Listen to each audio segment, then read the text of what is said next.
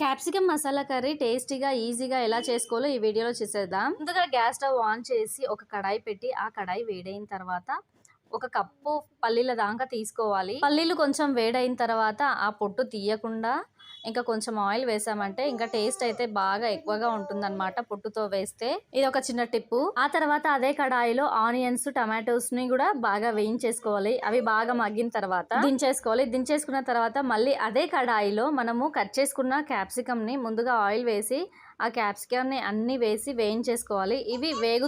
అవి వేగుతున్న టైంలో మనమైతే ఆల్రెడీ టమాటోస్ ని, పల్లీలు, ఆనియన్స్ ని మనమైతే వీటన్నిటిని మిక్సీ జార్లో వేసి బాగా రుబ్బేసుకోవాలి. రుబ్బేసుకున్న తర్వాత ఇంకా అవి పక్కన పెట్టేసి ఈ క్యాప్సికమ్ కొంచెం కుక్ అయిన తర్వాత కొంచెం పసుపు, జింజర్ పేస్ట్ కూడా వేసి బాగా కలపాలి. ఒక 5 లేదా 3 మినిట్స్ వరకు అయితే కుక్ చేయాలి. అప్పట్లోపు అయితే ఇవైతే బాగా కుక్ అయిపోతాయి ఈ క్యాప్సికమ్.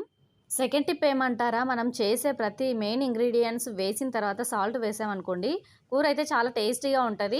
ఒకసారి అయితే ఈ టిప్పును ఫాలో అవ్వండి. నచ్చితే కనుక కంటిన్యూ అయిపోండి. అలా సాల్ట్ వేసుకోవడం వల్ల ఫ్లేవర్ అయితే చాలా బాగుంటుంది. తింటుంటే చాలా టేస్టీగా అనిపిస్తుంది. చాలా వరకు మనం కూర చేసిన తర్వాత సాల్ట్ వేస్తే కొన్ని వెజిటేబుల్స్కి లేకపోతే నాన్ వెజ్కి అయినా పట్టకపోతే టేస్ట్ అంతగా ఉండదు.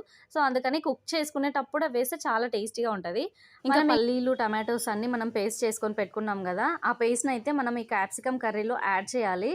యాడ్ చేసిన తర్వాత ఇది ఎక్కువగా అడుగు పట్టే అవకాశం ఉంటుంది కాబట్టి మనం చాలా వరకు నిదానంగా సిమ్ములోనే పెట్టుకొని కుక్ చేసుకోవాలి. ఒక 5-10 మినిట్స్ తర్వాత ఉడికించుకున్న తర్వాత కొత్తిమీర, కరివేపాకు ఉంటే గరం మసాలా వేసి ఇలా కలిపేసుకోండి. ఫైనల్ లుక్ అయితే ఇదండి.